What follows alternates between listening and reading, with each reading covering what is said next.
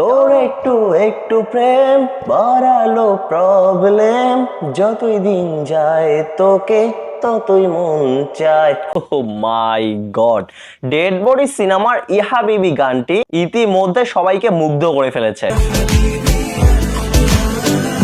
2024 সালের সেরা 10টি গানের মধ্যে আরেকটি গান যুক্ত হলো, ইহা বিবি। আর সব থেকে বড় কথা হলো গানটির কথা, সুর, সঙ্গীত, ভিজুয়াল সবকিছু মুগ্ধ করেছে। ডেড বডি সিনেমার ইহা বিবি গানটি ইতিমধ্যে নেট দুনিয়ায় তোলপাড় শুরু করে ফেলছে, সবার মুখে মুখে গানটি। আর ডেড বডি সিনেমার হাইপটা আরো বাড়িয়ে দিল এই ইহা বিবি গানটি। আমি একজন সাধারণ শ্রোতা হিসাবে মুগ্ধ হলাম, জাস্ট মুগ্ধ হয়ে গেলাম। এই গানটি দেখে আরাবিয়ান গান এবং বলিউডের গানগুলো দেখার ফিল পেলাম। কোনোভাবেই যেন আমার মনে হচ্ছিল না এটা আমাদের বাংলাদেশ ফিল্ম ইন্ডাস্ট্রির গান। এক কথায় বলতে গেলে বলতে হয়, একটা পরিপূর্ণ সুন্দর গান তৈরি করতে যা যা প্রয়োজন ছিল সবকিছুই রয়েছে এই ইহা বিবি গানটিতে। আর গানটার মেকিং ছিল একদম নিখুঁত। পরিচালক এমডি ইকবাল সাহেব আবারও মুগ্ধ করলেন। দারুণ লিরিক, চমৎকার কম্পোজিশন আর এই অসম্ভব সুন্দর গানটিতে কণ্ঠ দিয়েছেন বলিউডের জনপ্রিয় কণ্ঠশিল্পী নাখাস আজিজ। গানটির কথা লিখেছেন সালাউদ্দিন সাগর এবং গানটির সুর এবং সঙ্গীত করেছেন প্রীতম। আর এই অসম্ভব সুন্দর গানটিতে পারফরমেন্স করেছে নিউ সুপারস্টার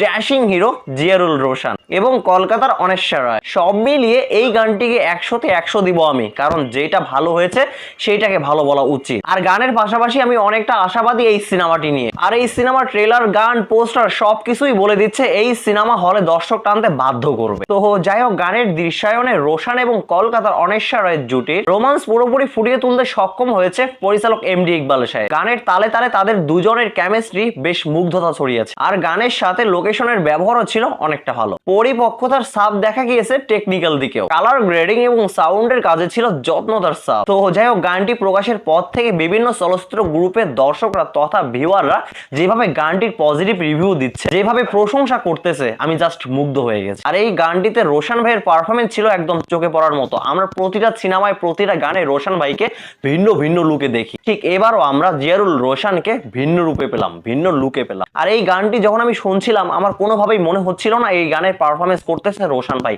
আমার এটাই মনে হচ্ছিল এইটা কোনো তামিল কিংবা তেলুগু সিনেমার অভিনেতা। আর বিশেষ করে জিয়ারুল রোশনের অভিনয়, বডি ফিটনেস, হাইট কোনো অংশে কম নয় তামিল হিরোদের থেকে। আমি এটা বরাবর বলে আসছি, এই রোশনকে যদি কোনো ভালো পরিচালক ব্যবহার করতো, যদি কোনো ভালো পরিচালক এই রোশনকে দিয়ে কাজ করাতো, তাহলে এই রোশন ইন্ডাস্ট্রির মধ্যে ইতিহাস সৃষ্টি করতো। রোশন নিঃসন্দেহে একজন ভালো অভিনেতা, নিঃসন্দেহে একজন গুণী অভিনেতা, বাট এই গুণী অভিনেতাকে কেউ ঠিকঠাক ভাবে কাজে লাগাতে পারছে না। এই রোশনকে যদি কেউ ঠিকঠাক ভাবে ব্যবহার করে, এই রোশন যদি কোনো ভালো পরিচালকের হাতে পড়ে, তাহলে এই রোশন একাই ইন্ডাস্ট্রি টেনে নিয়ে যেতে পারবে। কারণ রোশনের ভিতরে গুণ রয়েছে, রোশনের মধ্যে মেধা রয়েছে, রোশনই পারবে এই ইন্ডাস্ট্রিটাকে অন্য একটা জায়গায় নিয়ে যেতে। তো যাই হোক, রোশন ভাই যেভাবে আমাদেরকে একটার পর একটা হিট সিনেমা দিয়ে আমাদেরকে মুগ্ধ করতেছে, আমরা এটাই চাই রোশন ভাই আমাদেরকে প্রতিনিয়ত এমন হিট কাজগুলো দেখ, প্রতিনিয়ত আমাদেরকে এইরকম ভালো ভালো কাজগুলো উপহার দেয়। তো যাই হোক, আবারও ফিরে আসি গান প্রসঙ্গে। তবে ভাই এইটা মানতে হবে, পরিচালক ইকবাল সাহেব আমাদেরকে মুগ্ধ করে যাচ্ছেন ক্রমাগত। মুক্তির অপেক্ষায় থাকা ডেড বডি সিনেমার গান এবং ট্রেলার যে হাইপটা উঠাইছে, তা দেখে এটাই মনে হচ্ছে সিনেমাটি দর্শকদেরকে হলে নিয়ে আসতে বাধ্য করবে। তো যারা এখনো পর্যন্ত ইহা বিবি গানটি দেখেননি, তারা